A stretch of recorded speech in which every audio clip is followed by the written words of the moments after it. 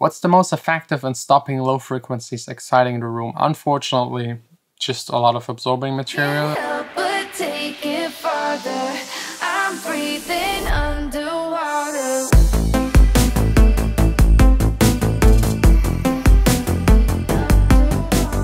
The B Studio stays as it is for now.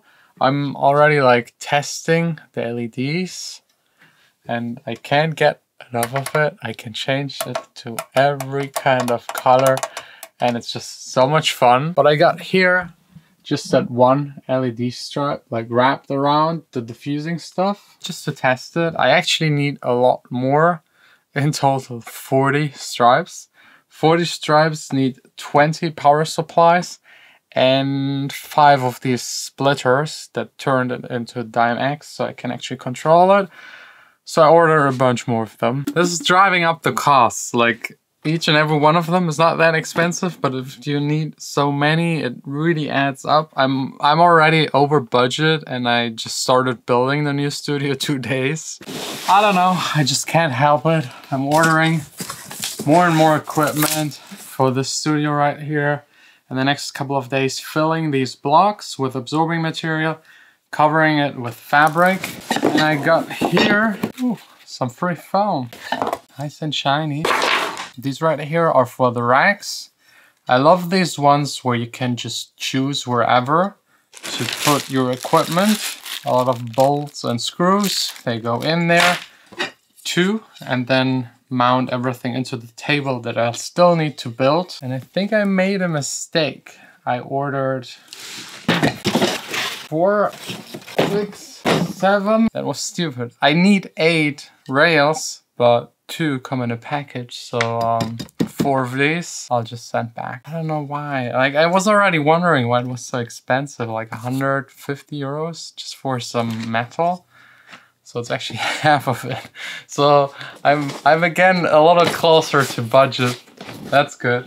But yeah, today's episode is just a quick, easy, simple Q&A. So let's pull up all of the questions you guys had about my studio in particular, and also about your studios and studios in general, how to build them, how to construct them, what to think of, what not to do, like the mistakes that I've learned, because this is already studio number 3 that I'm building. Could even like start a John Sine studio construction service, planning and construction, and maybe that's a new career path. But for now, I'll stick to making music, DJing, and making these videos. Let's start with the very first question. Where do you buy your absorbing material and what kind? Yeah, a lot of people ask that. So in general, absorbing material has Strömungswiderstand, that's what it's called in German. It's like the airflow resistant factor. And it is usually printed right here, STVE. I don't know what this means, but it says 6. So that's 6,000 airflow resistant. You can like put it into the absorbing material calculator, link down below, and calculate how thick something has to be, what kind of frequency it absorbs by how much. And you can also stack different materials with different like airflow resistant factors. 6 is pretty good if you have like at least 10 centimeters of thickness. And you obviously don't want to have a material that lets everything just pass through. For example, this foam, very, very bad. Don't put that on your wall, ceiling, nowhere. It's maybe good for a vocal booth, but even in a vocal booth, that's just shit, because it will just absorb the high frequencies, the very high frequencies. And all other frequencies will just like go through, bounce off the wall, come back, interfere with each other, build up or cancel out, and you will have a very, very messed up, unbalanced sound. It's sometimes, or most of the times, even worse than doing nothing. Just my 2 cents about acoustic foam. It's really not good. I don't know why so many people use it or think that it does anything, but it will mess up your acoustics by a lot. Trust me, I've made that mistake.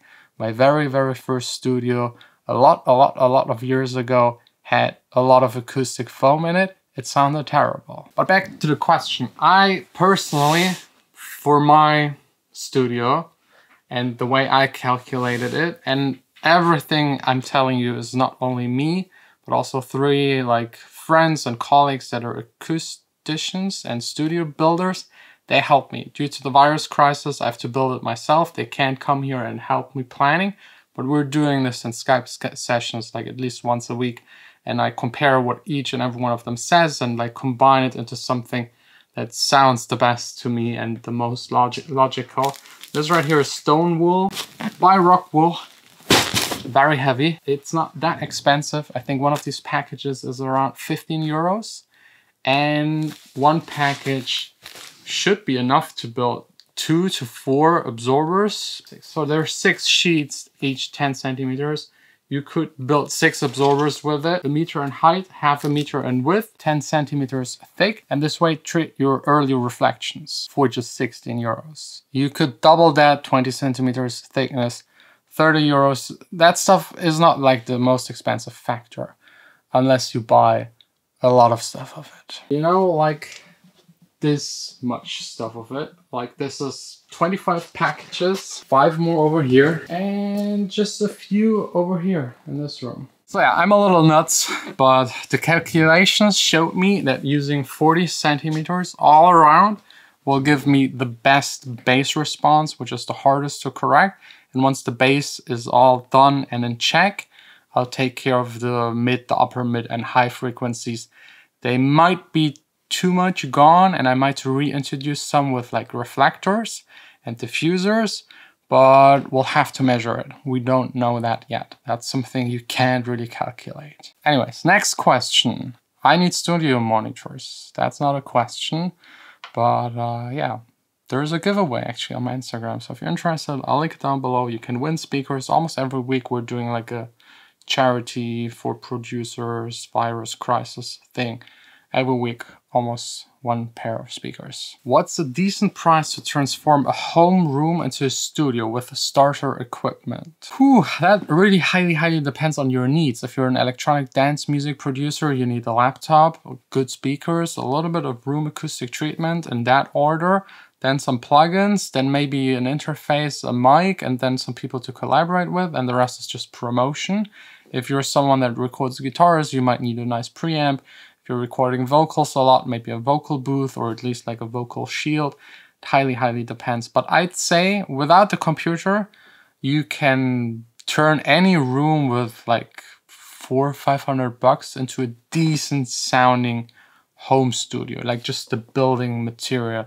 Of course, you have to do everything yourself, DIY. Are you going to keep the eaves as mains or try anything else? The eaves, yeah.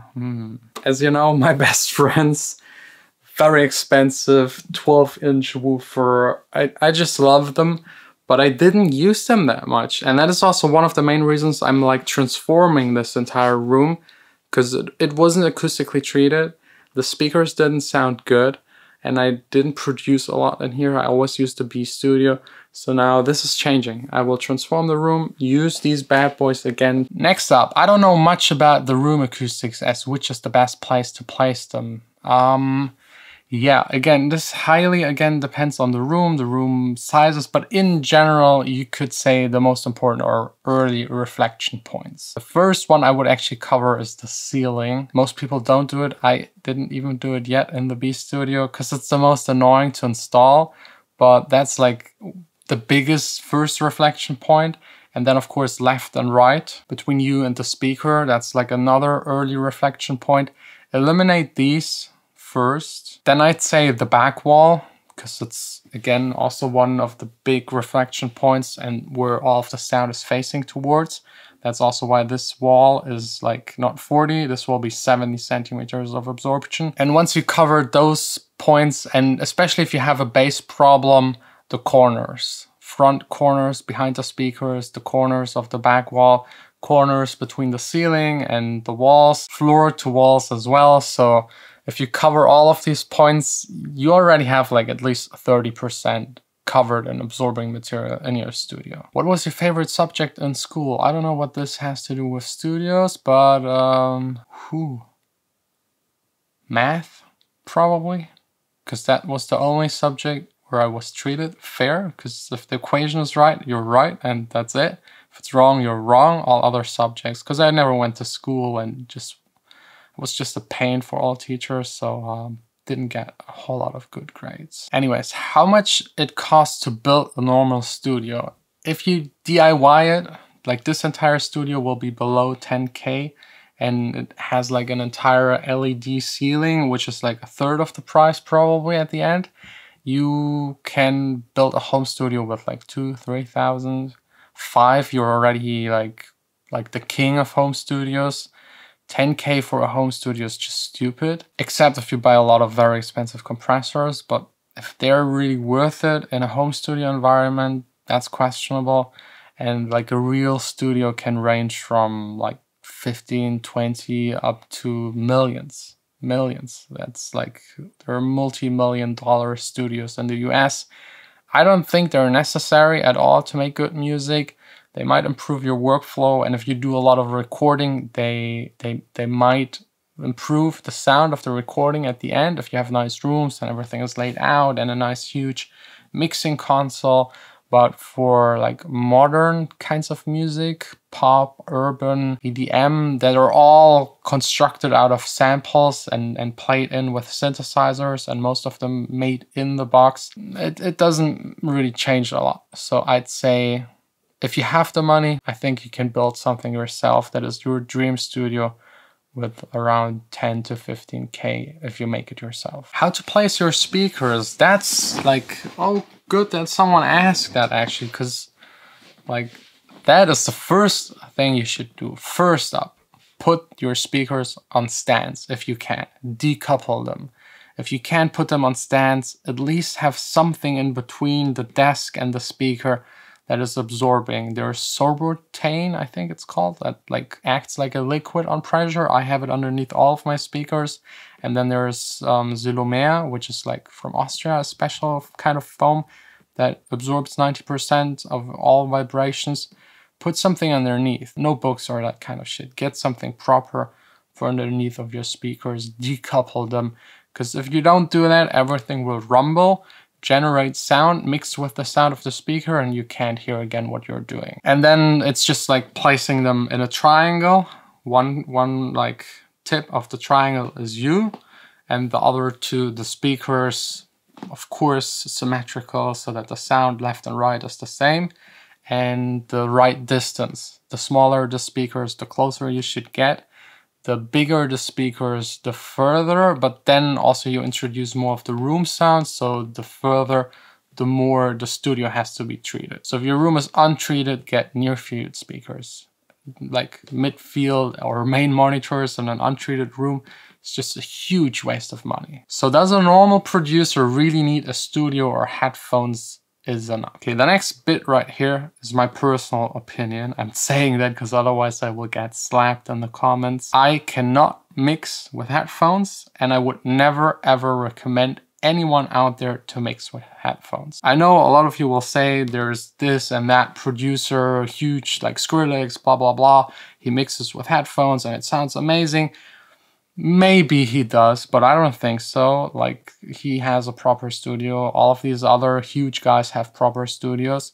And the ones that claim to mix with headphones and actually do mix with headphones, I think you can hear it. Their mixes do not sound that good. Some of them make very like easy music, just like 2 tracks, kick, bass, and maybe a main synth.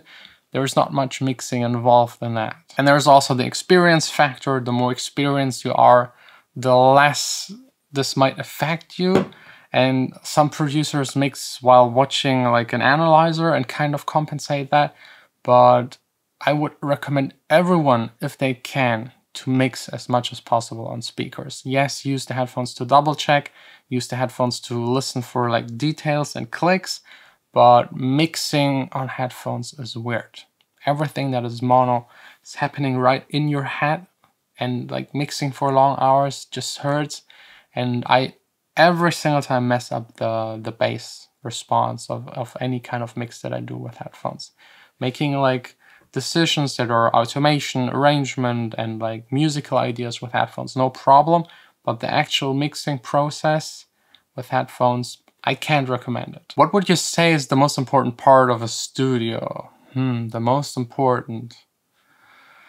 It's you, like you, the one in the studio. Your skill, your knowledge, your experience is number one. And then I would actually say second, acoustics. Third, speakers. Number four, a good interface, good preamps. And then outboard equipment. Maybe the plugins, the computer, of course, needs to be fast so that you can work efficient.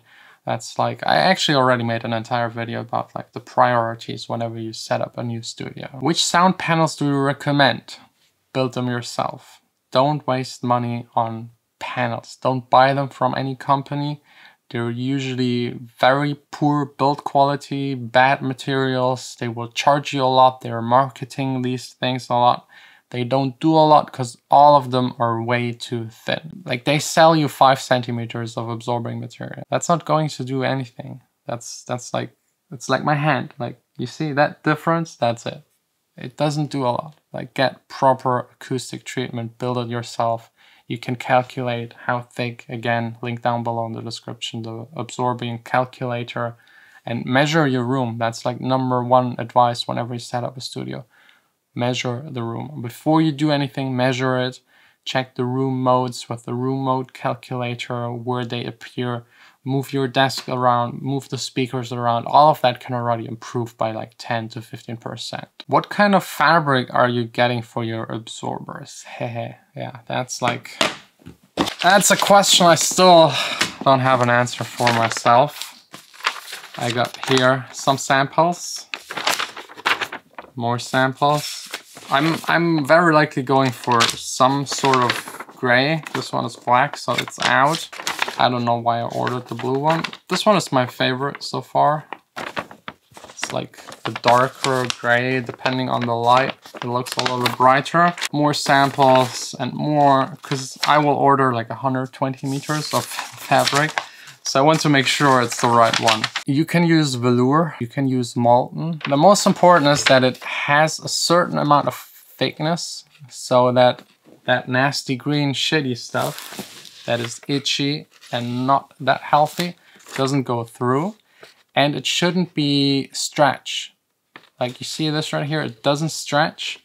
That's perfect to wrap it around. If it stretches, you might overstretch it, and in a couple of years it might lose its tension and then it really looks ugly. And then just find a color you like and try to find something cheap, because this adds up. By the way, speaking of that green stuff, a lot of people always tell me it's like toxic and you will die if you breathe it in. It's actually not. Like since 2002, at least in the EU, it's forbidden for them to build it in a way that it is toxic. It's obviously not good to breathe it in because it's still like breathing in like small particles, but it won't harm you.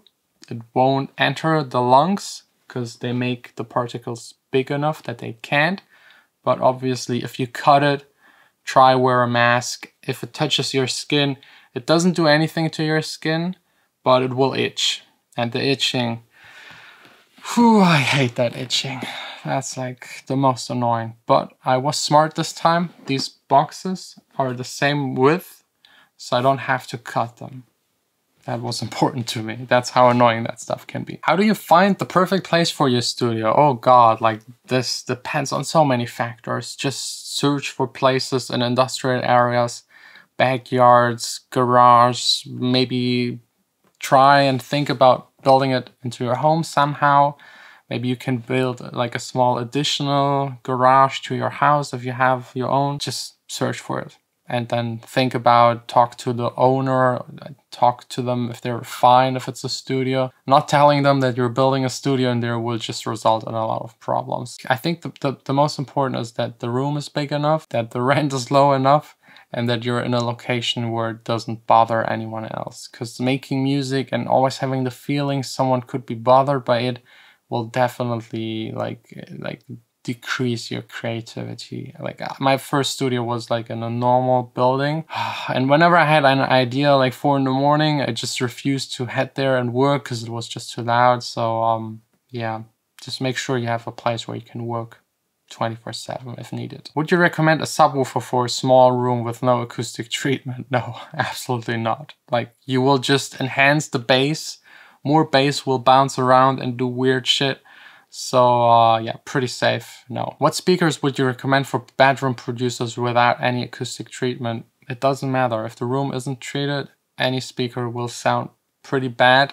There are some that have like DSPs built into them and that can room correct the room, but if it's absolutely not treated, you will still have a lot of reverb, no matter what EQing the speaker does for you. So just as a general advice, if you have no acoustic treatment, don't spend more than 500 euros on a pair of speakers, because everything you spend more on better speakers, you can't hear. So if you want to have like speakers that are worth a couple of thousand, first invest a couple of thousand into the room. What's the most effective in stopping low frequencies exciting the room? Unfortunately, just a lot of absorbing material. There are some like Plattenschwinger, like plate swinging things. I have some over there.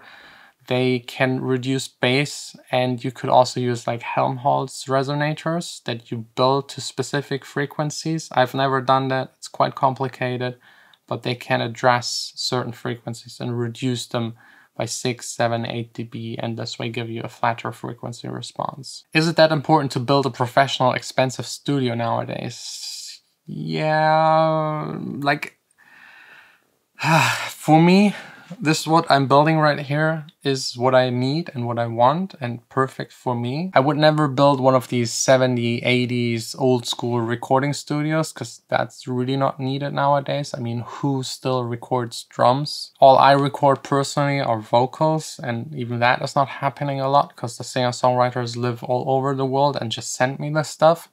So I would build something that is custom to your needs. Making sure the room sounds correct is important. Having outboard gear is not that important. Having super huge speakers is not that important. It's again more about you and your skill. I think even just in a slightly treated room, you can already make very good songs. Again, like all of this room treatment is more for like the technical stuff to make the mix sound good and select the right samples and the right frequencies. It doesn't change anything, and that's maybe the most important about today's video. It doesn't change anything about the musical parts of your music. If you write chords that are shit, if the singing is shit, if it's not in tune, the timing is not correct, if the idea is just really bad or your style just sucks, none of this will ever change anything. So music always comes first. I think this statement is a good end to this video. I hope you enjoyed it. If you have more questions about room acoustic, building studios, your studio, just ask me down below, and we'll see us tomorrow back again here in the studio, hopefully continuing construction.